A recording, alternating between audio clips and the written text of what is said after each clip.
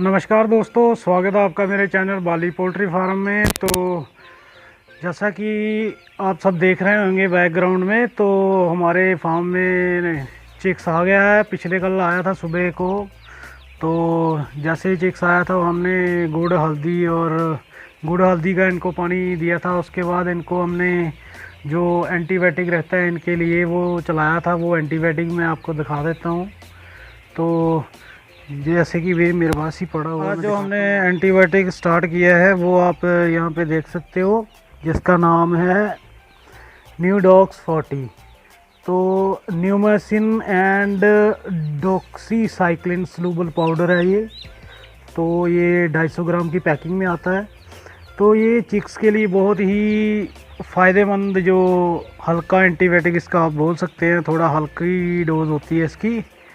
तो ये चिक्स की जो अर्ली चिक्स मोर्टेलिटी होती है, जो जैसे कि जो हैचरी से अगर कोई प्रॉब्लम होती है चिक्स के अंदर, तो वो उसको ठीक करने के लिए ये दिया जाता है। तो आज इसको पिछले कल ही हमने इसको शाम को चला दिया था 1 लीटर 1 ग्राम पानी में। तो आज भी उसी रेशो के हिसाब से इसको हमने डाला है। और उसके बाद सबसे इम्पोर्टेंट बात की, जैसे कि अभी सर्दियों का मौसम शुरू हो गया है, तो सर्दियों के मौसम में जैसे कि बुरादा भट्टी का ज़्यादा उपयोग होता है। तो इस बार हमने बुरादा भट्टी का प्रयोग ना करके एक अपना ही जो बिजली से चलने वाला हीटर जो है वो तैयार किया है। वो मैं आपको दिखाता हूँ अभी। तो ये देखिए, ये वो वाला हीटर है। तो इसको हमने खुद ही अपने घर पे ही बनाया है। तो ये एक तो थोड़ा आप कह लीजिए कि सस्ते में बन जाता है, और आप इसको अपने घर पे ही आसानी से बना सकते हैं। थोड़े से जो बाहर से आपको सामान लाना पड़ेगा, जैसे कि इसके पीछे ये देखिए, आप देख पा रहे होंगे एक छोटा सा एग्जॉस्ट फैन लगा हुआ है। ये एग्जॉस्ट फैन आपको 1000-1200 की रेंज में आपको किसी भी इलेक्ट्रिशियन की दुकान से मिल जाएगा। और उसके बाद ये 2 टीन के डब्बे चाहिए आपको। ये इनके आपने दोनों तरफ से ढक्कनों को काट देना है। और काटने के बाद इनको ऐसे जोड़ लें आप, जैसे हमने ये जोड़ा हुआ तार के साथ। इसको इधर से जोड़ लिया। उसके बाद इसके आपने 2 हीटर लेने हैं। 2 हीटर आप कोई सी भी ले सकते हैं। आप 1000 वाट की भी ले सकते हैं, आप 1500 वाट का, 2000 वाट का भी ले सकते हैं। जैसे कि हमने 1000 वाट के 2 हीटर जो वो अंदर इसके रखे हुए हैं। तो ऐसे ये देखिए आप, जैसे हीटर चलेंगे और पीछे से फ़ैन चलेगा, तो वो जो हीटर की गर्म हवा होगी वो आगे की ओर फेंकेगा। तो उससे क्या होगा कि हवा का पूरा सर्कुलेट आपके जितना भी ब्रूडिंग एरिया है आपका वहाँ पे हो जाएगा।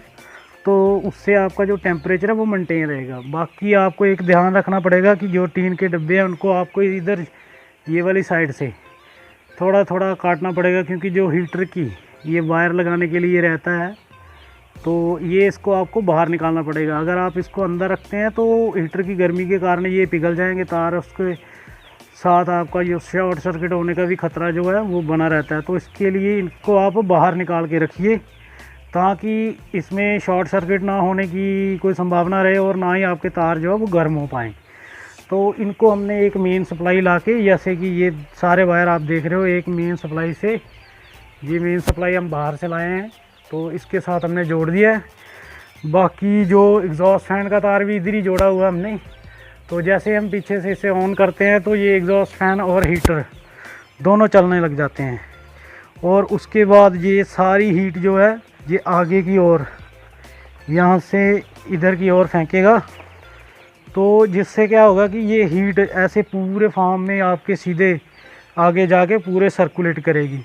अगर आप नॉर्मली हीटर लगा देते हो, जैसे कि आपने सिर्फ हीटर लगा के अपने फार्म में लगा दिया है, तो उससे क्या होता है कि उस हीटर की जो गर्मी है, क्योंकि अंदर फार्म के अंदर जो आपका ब्रूडिंग एरिया रहता है उसमें हवा तो चलती नहीं है, तो उसकी वजह से जो उसकी हीट है वो एक जगह इकट्ठी होकर रहती है, और चिक्स भी वहीं इकट्ठे होकर बैठ जाते हैं उसके पास। तो वहाँ पे भी मोर्टेलिटी जो दबके होने का ख़तरा जो बना रहता है। और उसके बाद वो हीटर क्या होता है कि उसकी हीट जो है एक ही जगह इकट्ठी हुई रहती है, हीटर के पास ही इकट्ठी हुई रहती है। तो उससे क्या होता है, हीटर की अपनी ही जो कॉयल वगैरह उसमें होती है, जो रॉड डाली होती है, वो ही सड़ने का ख़तरा रहता है। तो इसलिए हमने ये वाला इस बार जो है ये, वैसे तो हमने पिछली बार भी इसे यूज़ किया था, पर इस बार थोड़ी मॉडिफिकेशन और की है हमने इसको अच्छा बनाने के लिए। तो ऐसी जो ये बिजली की जो भट्टियाँ हैं हमारे पास दो हैं अभी। तो अभी तो फ़िलहाल हमने एक ही लगाई है और एक से ही काम चल गया। हमने देखिए, आप देख सकते हैं, हमने कोई बुरादा भट्टी वगैरह कोई कुछ नहीं लगाई है।